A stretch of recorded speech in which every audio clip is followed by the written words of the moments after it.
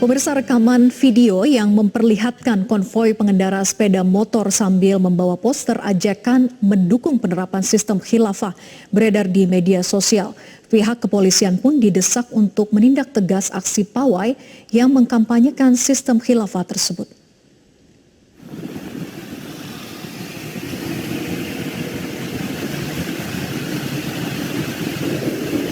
Publik dihebohkan dengan beredarnya video pawai kampanye penegakan sistem khilafah yang dilakukan oleh sekelompok pengendara sepeda motor. Ada beberapa video yang beredar di media sosial di lokasi yang berbeda. Di antaranya ada yang dilakukan di Jalan Cawang, Jakarta Timur, dan peserta konvoi membawa poster yang mengkampanyekan sistem khilafah.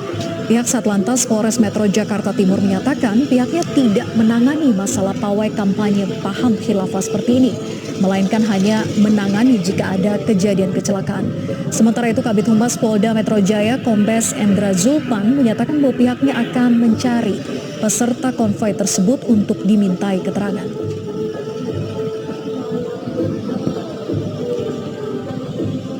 Selain itu, di Cawang, konvoi sekelompok pengendara sepeda motor yang terekam di wilayah Jawa Barat. Dalam rekaman yang beredar di media sosial ini nampak sejumlah pengendara motor yang membawa poster dukungan pada paham khilafah tengah beristirahat di pinggir jalan.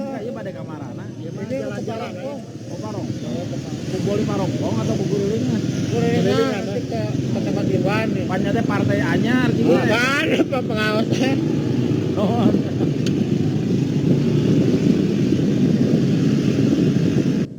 Lalu pemirsa, betulkah konvoi kampanye paham khilafah ini mewakili kelompok besar yang menginginkan ideologi negara diganti? Lalu mengapa pemerintah terkesan membiarkan aksi semacam ini? Kita akan membahasnya bersama dengan Direktur Jaringan Moderat Indonesia, Islah Barawi. Selamat sore, Pak Islah. Selamat sore, Mbak Vera. Ya, Pak Islah, dalam pencermatan Anda, kelompok apa yang menggelar konvoi ini? Apakah satu sama lain sebetulnya berkaitan mengingat kemunculan videonya bersamaan? Memang ini sebenarnya adalah gejala-gejala ya dari berbagai pemikiran alternatif sebenarnya dari beberapa sistem politik kekuasaan, dan ini memang ideologi transnasional. Nah, persoalannya adalah negara kita ini kan penganut demokrasi yang memang memberikan kebebasan secara pada konsep-konsep civil society yang dimana kita tidak bisa menindak mereka apabila tidak terjadi pelanggaran undang-undang. Artinya memang polisi di sini mengalami ambiguitas. Mereka ini kan tidak melakukan pelanggaran undang-undang. Cuma lucunya itu begini loh. Kelompok-kelompok pengusung khilafah ini justru hidup hanya di negara-negara dengan penganut sistem demokrasi. Sementara di negara-negara dengan sistem monarki atau teokrasi yang justru setipikal dengan apa yang mereka usung itu, justru mereka ini dilarang dan juga dipersekusi malahan. Tapi justru mereka menemukan surganya itu di negara-negara demokrasi. Ini kan betul-betul sebuah ironi ya. Artinya pemahaman-pemahaman mereka ini ingin menggusur demokrasi, tapi dia memanfaatkan dan merasakan kebaikan demokrasi. Nah, ini kan sebenarnya yang harus dipahami oleh banyak orang gitu. Ini kan lucu sebenarnya, tapi ya bagaimanapun ya, sepanjang itu masih belum melanggar undang-undang, mereka ini hanya menyuarakan pemahaman-pemahaman dan pemikiran mereka. Saya kira memang ini agak sulit untuk diberi penindakan hukum. Pak Islah, bukankah pemerintah sebetulnya menentang munculnya ataupun bangkitnya khilafah di Indonesia? Ya, undang-undang kita ini kan masih pada sebatas preventive strike, masih belum pada preemptive strike. Artinya ketika mereka itu ingin melakukan aksi-aksi teror, ingin melakukan aksi-aksi persiapan-persiapan teror sesuai dengan Undang-Undang Nomor 5 Tahun 2018 baru bisa ditindak secara hukum. Tapi kalau dalam tataran baru memberikan pemikiran dan mengajak orang, ini sebenarnya masih belum bisa ditindak secara hukum. Makanya ini sebenarnya adalah PR besar bagi bangsa kita untuk membuat undang-undang yang sifatnya preemptif. Tapi ada beberapa celah secara hukum yang sebenarnya mereka ini bisa ditindak. Persoalannya adalah kalau ternyata dalam pengadilan itu mereka tidak terbukti secara kuat bahwa mereka ini melanggar hukum. Nah, ini persoalannya, marwah negara di sini dipertaruhkan. Jadi celahnya di mana, Pak Islah? Ya bisa saja mereka misalnya dikenakan undang-undang dengan pasal makar misalnya, tapi makar di sini kan mereka ini masih belum melakukan gerakan-gerakan yang sifatnya material untuk melakukan gerakan makar, meskipun mereka menyuarakan anti demokrasi, anti Pancasila misalnya. Ini kan memang menjadi persoalan ketika masih pada taraf pemikiran. Nah, inilah sebenarnya baiknya demokrasi. Saya juga heran mereka ini, definisi khilafah menurut mereka ini apa? Ini saya belum ketemu nih. Apakah hukum Islamkah? Apakah hukum hudud yang seperti yang dilakukan di Arab Saudi kah? Sementara Arab Saudi sendiri itu mengharamkan juga, melarang juga paham khilafah ini. Ini kan betul-betul ambiguitas. Makanya menurut saya ini lebih kepada pragmatisme politik saja Pak sebenarnya. Islah, kalau Anda bisa melihat visual kami saat ini, itu kan ada seperti amplop ataupun juga surat brosur atau apapun itu ya yang dibagikan kepada pengendara motor. Nah, apakah ini bentuk ajakan yang mereka maksud? Ya, ajakan menurut pemikiran mereka bahwa khilafah ini adalah solusi untuk kemakmuran rakyat. Nah, ini kan memang korbannya adalah orang-orang yang baru mengenal agama biasanya, yang menganggap bahwa kekuasaan politik itu bisa menjayakan agama, padahal bukan itu intinya. Bahwa sejarah khilafah itu juga penuh dengan kejahatan-kejahatan, kan mereka juga nggak paham bahwa bagaimanapun khilafah ini bukanlah produk dari langit. Ini kan khilafah ini kan sebenarnya adalah sistem politik yang juga dirumuskan oleh manusia, dilaksanakan oleh manusia dengan segala kelebihan dan kekurangannya, artinya sama dengan sistem-sistem politik yang ada hari ini sebenarnya. Ya. Pak Ini Islah, yang mereka itu tidak pahami.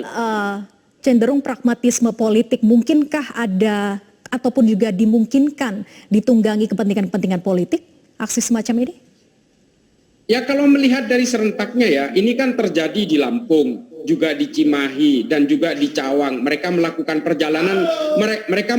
perjalanan sampai ke Brebes dan sebagainya. Ini kan sebenarnya adalah proses-proses yang membutuhkan biaya. Nah, saya terus terang menduga ini ya kita tidak tahu ya, tapi ini kan tahun-tahun politik. Saya kira ini memang ada political deployment, ada orang yang menggerakkan dan membiayai. Saya tidak tahu siapa, tapi kejadian seperti ini memang bukanlah kejadian yang berdiri di ruang hampa.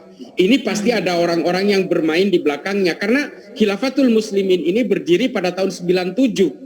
Dan di tahun-tahun politik inilah mereka itu berusaha digerakkan oleh kekuatan-kekuatan tertentu. Ini kan soal pragmatisme politik. Padahal ya ketuanya yang namanya Abu Bakar Ahmad Baraja ini mantan pelaku teror yang pernah dihukum 15 tahun.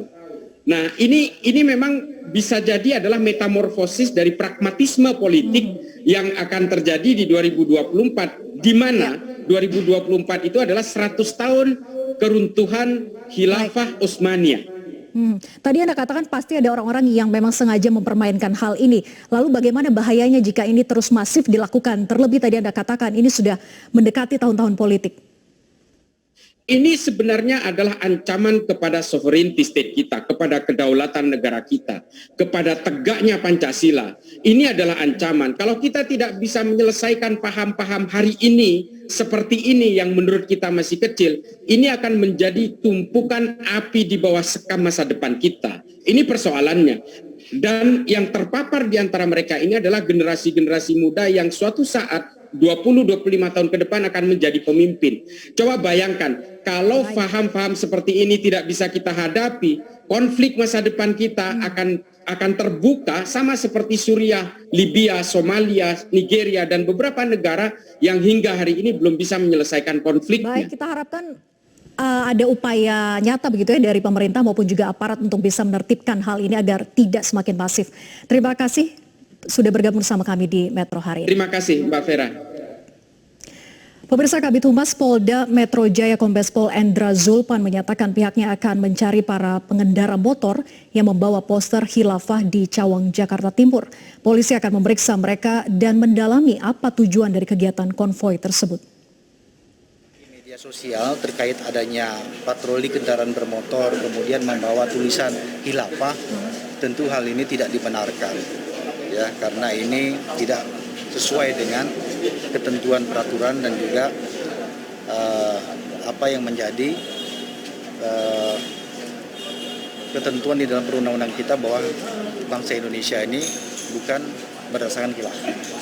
Ya. Jadi Polda Metro Jaya tentunya akan mendalami ya video tersebut ya, karena kita sudah mendapat data itu terjadi di daerah Jakarta Timur. Ya, kami akan mencari data dulu terhadap pengendara-pengendara yang nampak di dalam video viral tersebut. Kemudian tentunya kita akan memanggil mereka, kemudian juga akan menanyakan maksud tujuan.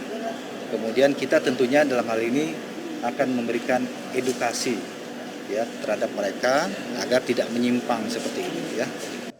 Pemirsa, kami akan kembali usai jeda di antaranya dengan informasi terkait dengan kerusuhan yang terjadi di Yerusalem sesaat lagi.